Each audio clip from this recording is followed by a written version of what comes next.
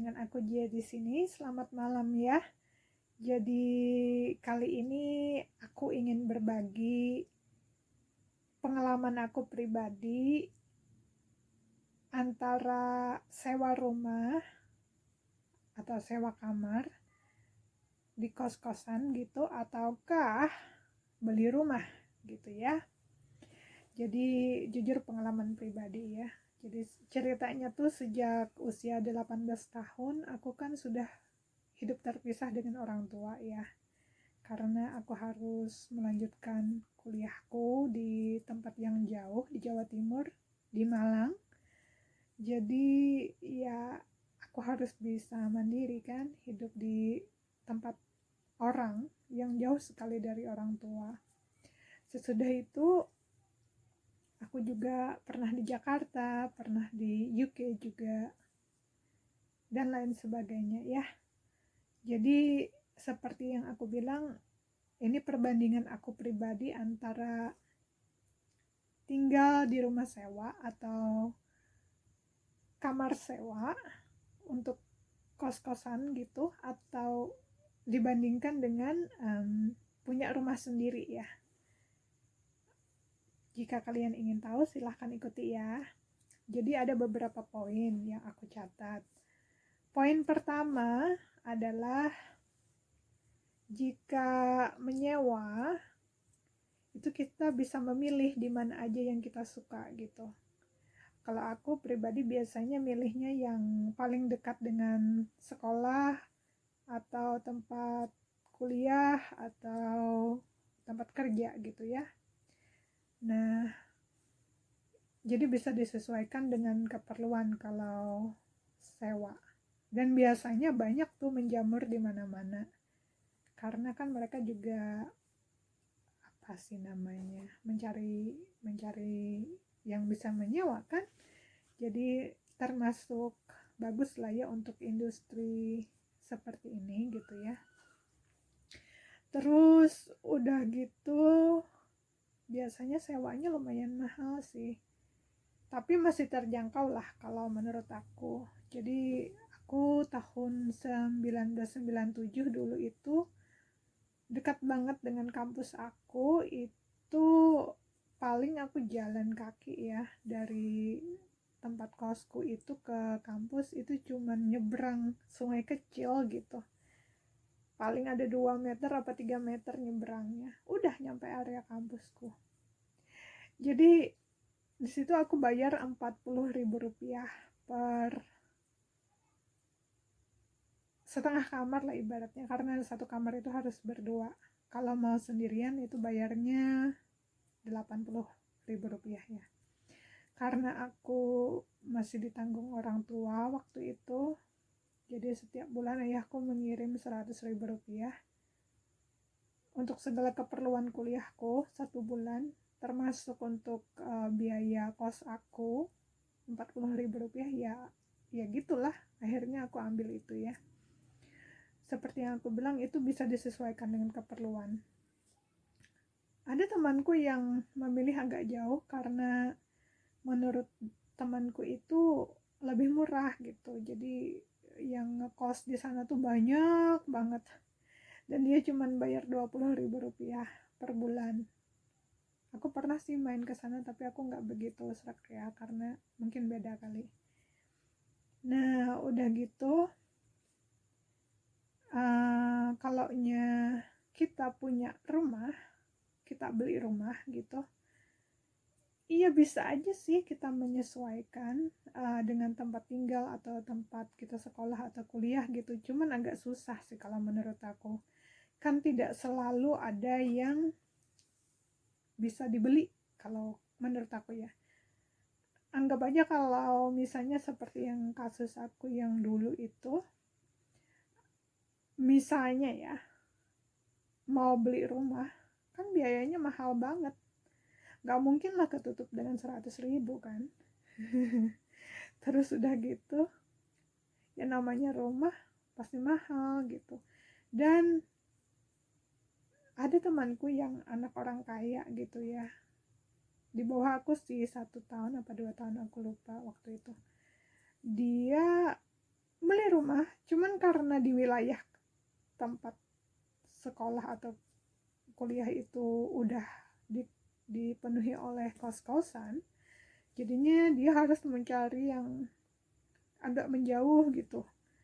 Lumayan jauh sih kalau menurut aku ya, sekitar 7 km lebih lah ya, di luar area. Jadi memang nggak ada yang dekat kalau mau beli rumah. Tapi kalau mau nyewa rumah atau kamar itu banyak, karena orang-orang memang fokusnya mendapatkan income dari sana gitu.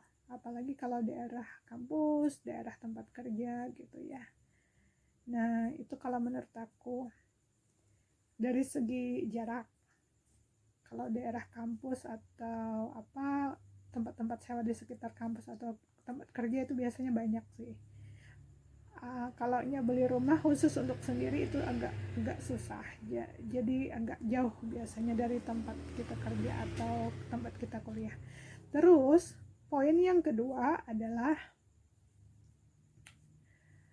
kita juga agak susah kalau misalkan membeli rumah ya, karena kalau punya rumah sendiri itu kita harus mikir banyak hal. Jadi yang kita sisihkan uangnya nggak cuman untuk biaya angsuran bulanan atau KPR gitu ya, kalau memang masih KPR. Terus kalau setiap bulan juga kan kita memerlukan berbagai macam fasilitas kan, jadi dan itu harus dibayar, misalnya listrik, gas, terus telepon atau internet, air, dan lain sebagainya. Juga perabot di dalam rumah kan kita biasanya perlu beli sendiri gitu loh.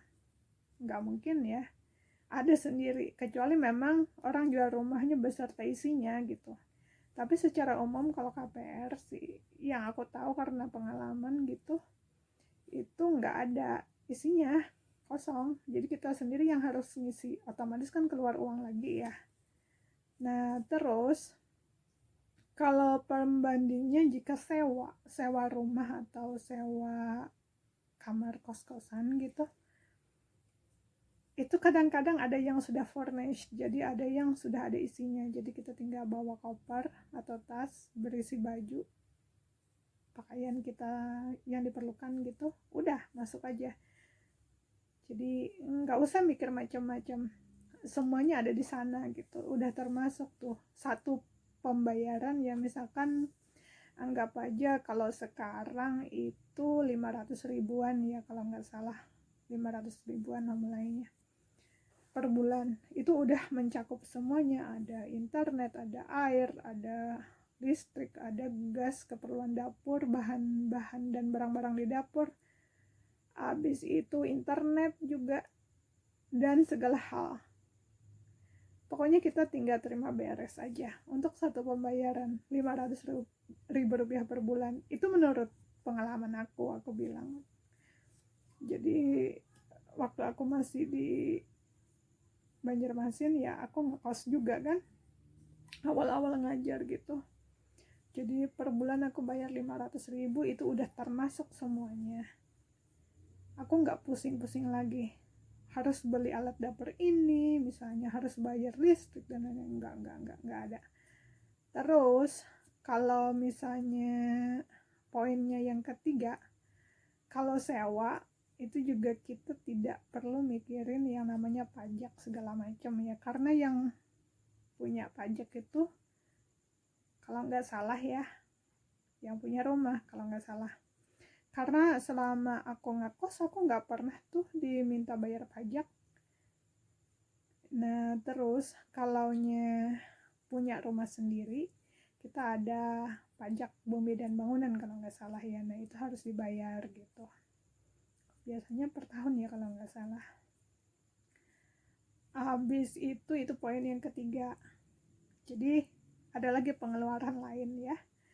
Habis itu poin yang keempat, jika ada kerusakan di rumah sewa, kalau di Indonesia sih siapa yang nyewa yang perbaikan ya. Tapi kalau di luar negeri, karena aku juga pernah tinggal di UK, itu yang punya rumah yang perbaikin.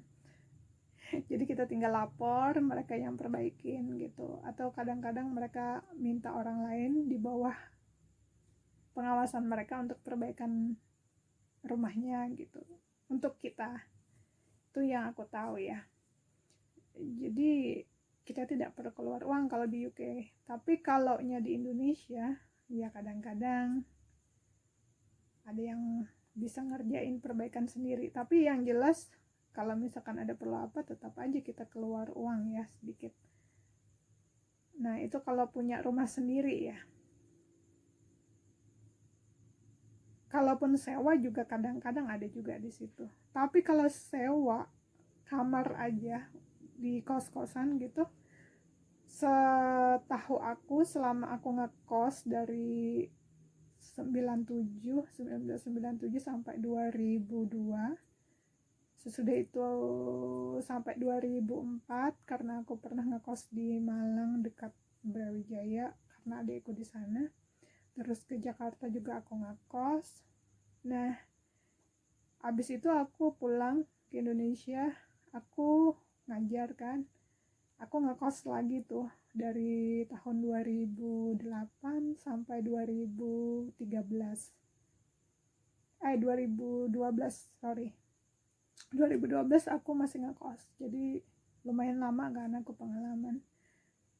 Itu aku cuman sewa satu kamar aja, lumayan mahal dalam artian karena memang paling dekat dengan kampus kan tempat kerja.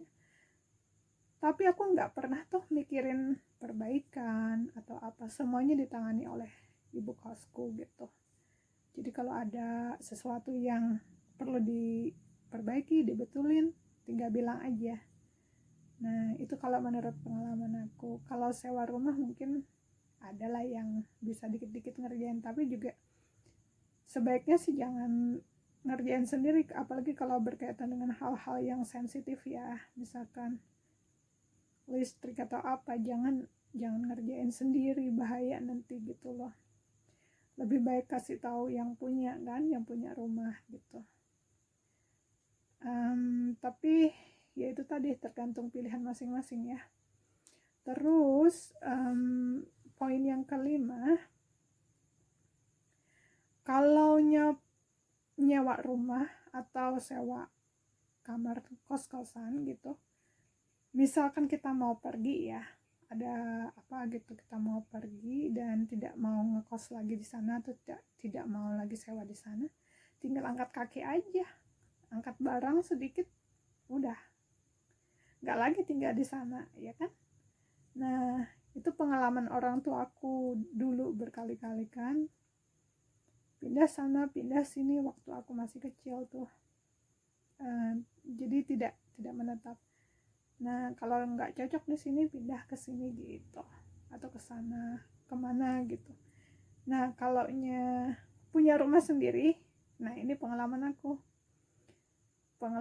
udah dewasa kayak gini, aku mau ke tempat suamiku kan, sementara punya rumah. Jadinya ya susah sekali nyari yang mau beli rumah. nggak secepat itu bisa. Kalaupun ada paling nanya-nanya gitu, agak susah gitu loh, karena namanya mau menjual kan tidak semua orang bisa membeli ya. Sementara kita mau pergi cepat gitu, ada keperluan mendadak gitu, perlu banget lah istilahnya karena kan jauh ya. Nah jadi istilahnya aku mau menyusul suami aku gitu, karena memang nggak mungkin ya hidup berkeluarga terpisah gini. Jadi rumahnya dijual aja rencananya gitu. Tapi ya itu tadi, kalau mau jual rumah tidak semudah itu gitu. Tidak bisa asal beresin barang langsung berangkat, orang ada rumahnya ya. Jadi agak ribet gitu. Dan itu udah hampir 2 tahun ya, 1 tahun lebih lah, 1,5 tahun. Nggak semudah itu nyari yang mau beli rumah gitu. Nah itulah bedanya. antara sewa rumah atau sewa kamar kos-kosan dan punya rumah sendiri atau beli rumah sendiri gitu. Jadi secara garis besar sih kalau aku mau bilang, kalau memang belum mantap banget untuk tinggal di suatu tempat, sebaiknya nggak usah lah ya beli. Itu pribadi ya, aku pengalaman pribadi. Aku waktu itu nggak mikir sih, karena memang aku dulunya kan nggak kepikiran punya suami orang luar sana gitu. Kepikiran menikah aja waktu itu nggak sampai ke sana. Tiba-tiba ada jodohnya, ini kalau aku sama orang luar sana. Dan mau nggak mau kan kita, karena sudah berkeluarga ya, mau nggak mau kita harus berkumpul kan, nggak mungkin satu di sini satu di sana gitu. Nah jadi ceritanya ya gitu, akhirnya kan rumahnya mau nggak mau dilepas aja, tapi nggak semudah itu melepasnya. Ribet banget, ribet kalau punya rumah. Nah jadi aku sekarang ambil pelajaran dari itu. Kalau aku masih belum kuat untuk menetap di suatu tempat, aku nggak mau beli rumah lagi gitu. Alasannya kenapa? Ya itu tadi, susah ngurusnya. Kecuali kalau memang mau tinggal di sana, misalkan, ya udah beli aja lebih bagus. Apalagi kalaunya bisa menata dan bisa menghasilkan income, kenapa tidak kan ya? Nah, kalau itu menurut aku. Tapi bagi yang lain mungkin ada beberapa poin yang tidak sependapat, ya silahkan saja, nggak apa-apa ding. Karena memang kita kan masing-masing punya pengalaman dan pemikiran yang berbeda ya. Aku menghargai itu. Tapi aku bicara sebagai perbandingan yang pernah aku alami aja antara sewa rumah, sewa kamar di kos-kosan dan punya rumah sendiri. Oke, semoga kalian suka. Jangan lupa subscribe seperti biasa ya, dan like, share, komen juga. Silahkan tanya-tanya. Jika ada yang bisa dijawab, akan aku jawab secepatnya ya. Dan aku akan berusaha dengan sebaik mungkin. Oke, terima kasih. Dadah.